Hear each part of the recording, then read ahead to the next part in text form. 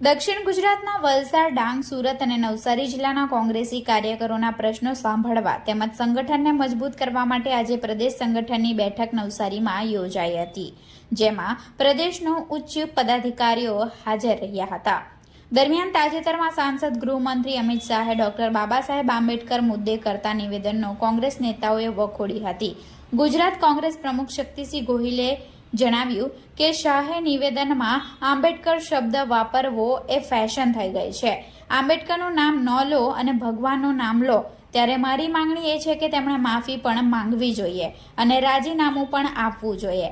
જ્યારે કોંગ્રેસ પ્રભારી મુકુલ વાસનિકે જણાવ્યું કે દેશના ગૃહમંત્રી અમિત શાહે વ્યંગ્યાત્મક રીતે જે અપમાન કર્યું છે, વડાપ્રધાન નરેન્દ્ર મોદી અમિત શાહ વિરુદ્ધ કોઈ કાર્યવાહી કરવાની જગ્યાએ તેમને આશરો આપ્યો છે. ગુજરાત રાજ્યના કોંગ્રેસના પ્રભારી મુકુલ વાસનિક, પ્રદેશ પ્રમુખ શક્તિસિંહ ગોહિલ અને કોંગ્રેસના નેતા અમિત ચાવડા સહિત તમામ કોંગ્રેસી આગેવાનો અને કાર્યકર્તાઓ નવસારી પહોંચ્યા છે. નવસારી જિલ્લાના દક્ષિણ ગુજરાતના તમામ જિલ્લાઓમાં કાર્યકરોને આવરી લેતી બેઠકનું આયોજન નવસારી ગ્રીડ હાઈવે પાસે આવેલા ઉમા ભવન ખાતે કરવામાં આવ્યું છે, જેમાં ગુજરાત રાજ્યની બેરોજગારી, બળાત્કાર, મોંઘવારી જેવા મુદ્દાઓ સાથે લોકસભામાં ગૃહમંત્રી અમિત શાહ દ્વારા બાબા સાહેબ આંબેડકર વિરુદ્ધ ઉચ્ચારવામાં આવેલા અપમાનજનક શબ્દોને લઈ લોકો વચ્ચે જવા અંગે ચિંતન બેઠક કરવામાં આવશે.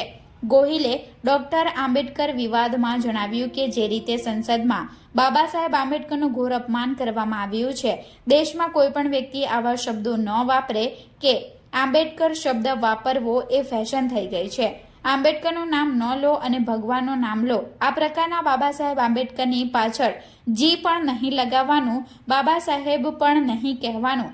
નામ લેવાની ફેશન બંધ કરો. ચોરી ઉપર સીનાજોરી જે ભાજપ સરકાર અને ખાસ કરીને અમિત શાહ કરી રહ્યા છે, તેમના વિરુદ્ધ સમગ્ર દેશમાં આક્રોશ છે. ત્યારે ગુજરાતમાં પણ દરેક જગ્યાએ તેમના વિરુદ્ધ કાર્યક્રમમાં અપાઈ રહ્યા છે.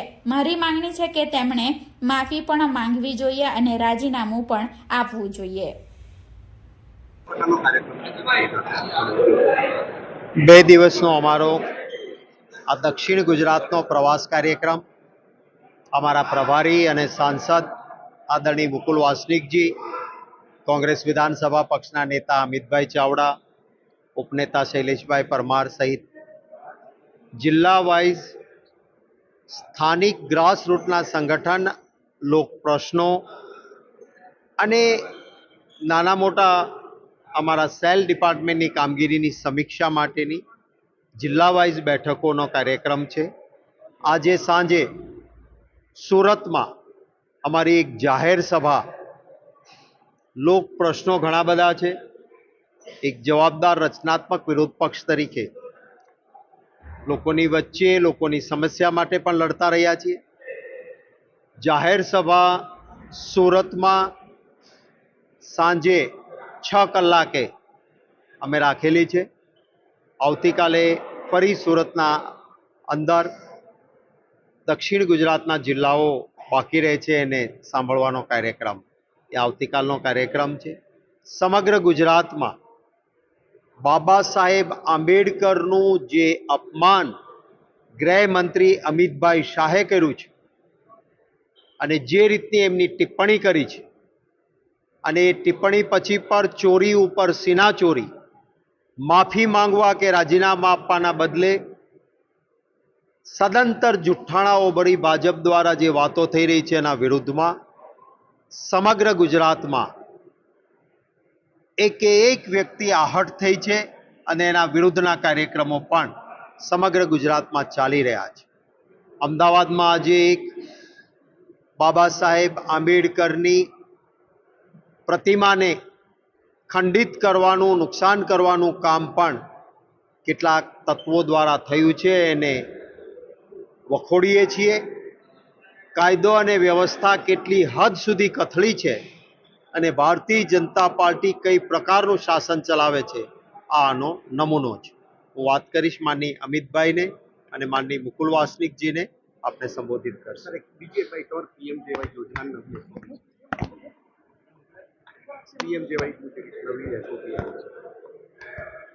ઘોડા છૂટી ગયા પછી તબેલાને તાળું મારવા નીકળવાનો કોઈ અર્થ નહીં.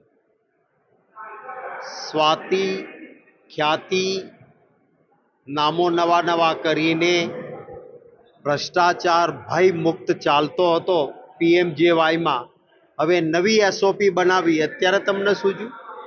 નવી SOP બનાવીને જે લાભાર્થીઓ છે એને તકલીફમાં મૂકવાનું કામ સરકાર ના કરે.